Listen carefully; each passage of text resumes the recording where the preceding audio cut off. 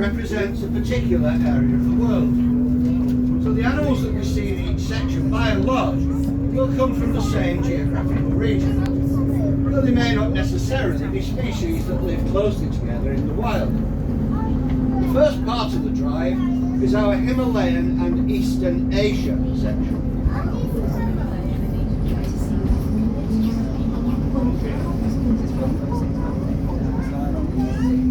I'm excited already.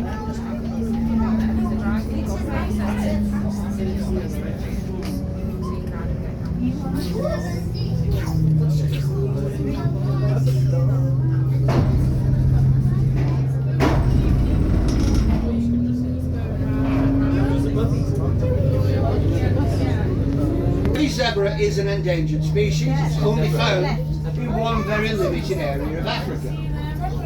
It's the largest of the zebra species, the smallest being the mountain zebra, and between the two come the plains zebras. These two are both males. The one nearest to the fence is Quigley, he's 7 years old. The other one is Saba, who's 2.5. The group of zebras is known as a dazzle. And we are hoping before very long to be getting some females, and we're hoping to be able to establish a breeding herd on our African section. The black and white geese to the right are barnacle geese, a migrant species, and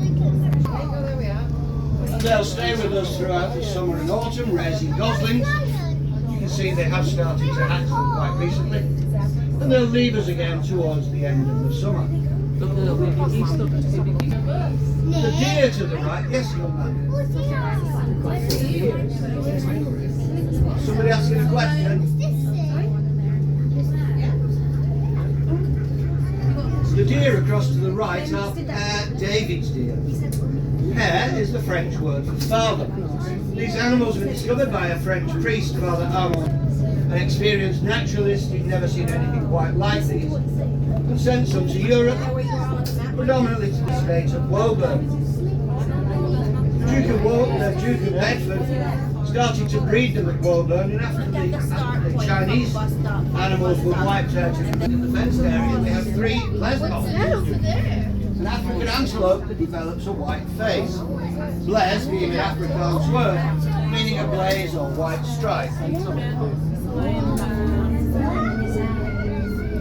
And we're now in our lunge of them are across on the far side, so we'll see those later in the drive. But just to the right here we have some black bucks. And despite the name, the females will stay this pale fawn colour throughout their lives. The males get progressively darker as they get more mature, and a fully mature male has a black head, neck and back. They're found on the plains of northern India and can reach 50 miles an hour to get away from predators.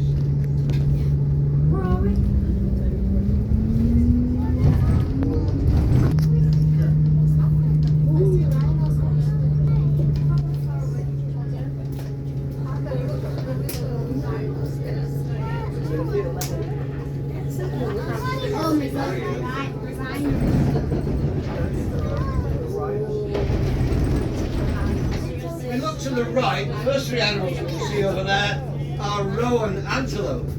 Now they're often described as looking like clowns with the black and white. This one to the right is Miami, a youngster, and behind Meru another youngster, Kiva. The group of rhinos is called a crash. And our crash are southern white rhinos. Nothing to do with the colour, but a misinterpretation of a word from Afrikaans, mate, and despite the size and bulk, they can reach speeds of around 30 miles an hour and maintain that for considerable distance.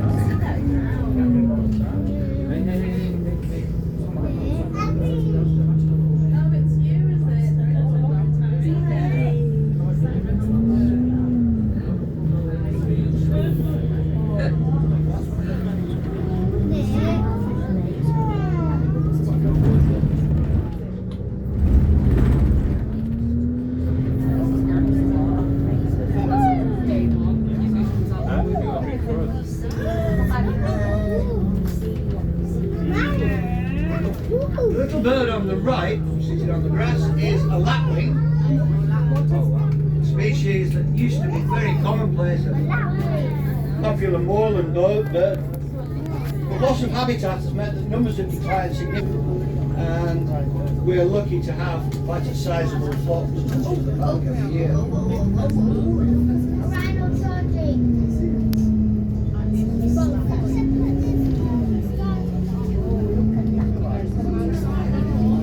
On the floodplains of the Kafue River in Zambia.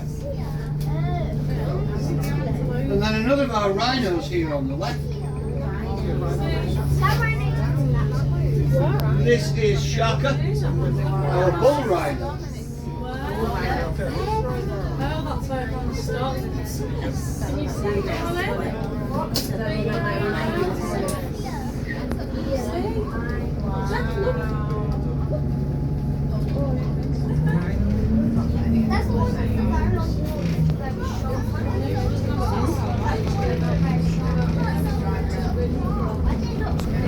Two more rhinos across to the right by the fence. Two females, both adults, Winnie and Piglet. Yes. Why when we crossed up to look at the rhinos, why did they look so angry? Well, they're not angry, they're actually quite docile animals. In the Congo, the Gambia and Ghana, they live in dense woodland, which is why it involves horns that point backwards, allowing dense undergrowth without getting caught on the branches. They are very, very aggressive animals and kill more people in the wild than lions and leopards. We refer to this group here as the ginger mafia. One-eyed saber-toothed ostriches is the largest bird in the world of the flyers birds. They can run at about 45 miles an hour. They have a very powerful kick, capable of killing someone, and a brain that's smaller than their eyeball. They are by pretty deep. A group of ostriches is known as a wobble.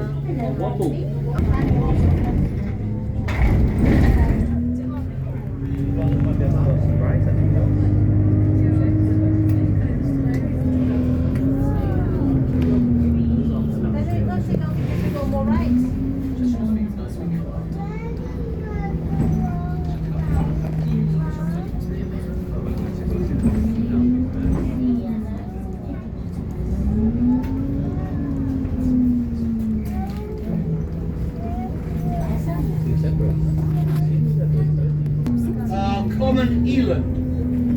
And this is the largest of the African animals.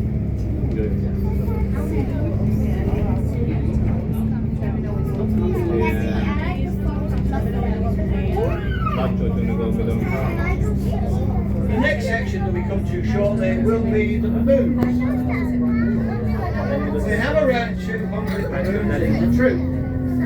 It's a large group made up of a number of individual families. And as with many species of monkey, there is a complicated social structure in place, with different families having different rank or status within the troop. Just to our left, these are water bugs, possibly the most smelliest animals in the park. Baboons are very good climbers, and at night in the wild, they'll get up as high as they can into the trees, where they feel safest from predators.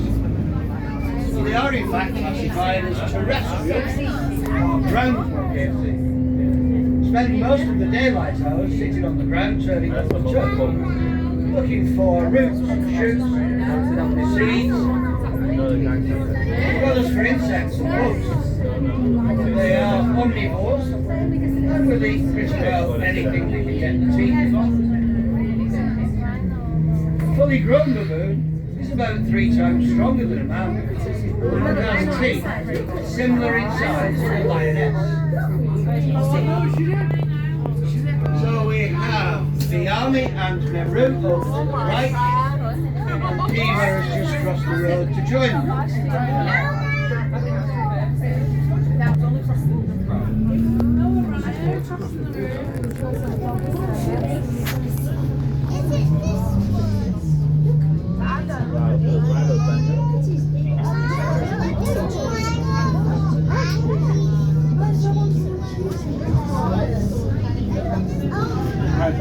Daniel, you're not listening to what it means.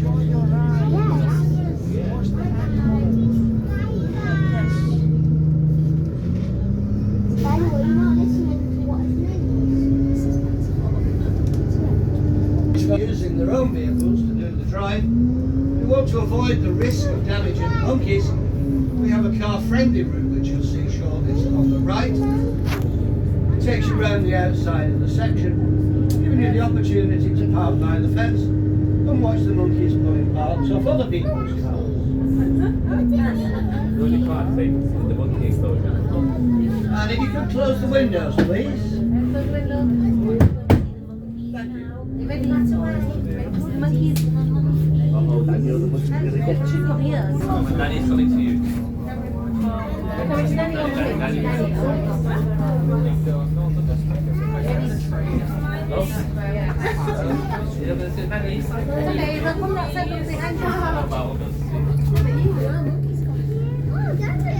this ball is bad. Really sorry up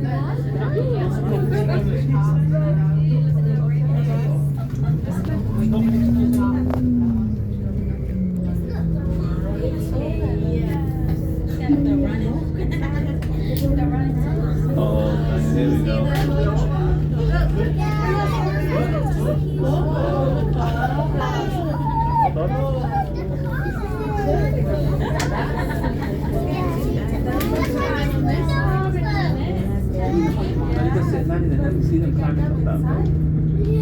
Baboons don't have a breeding season, they breed all year round. So we've always got youngsters in the troop. And they are black when they're first born and turn to the olive when they get to about 6 months old.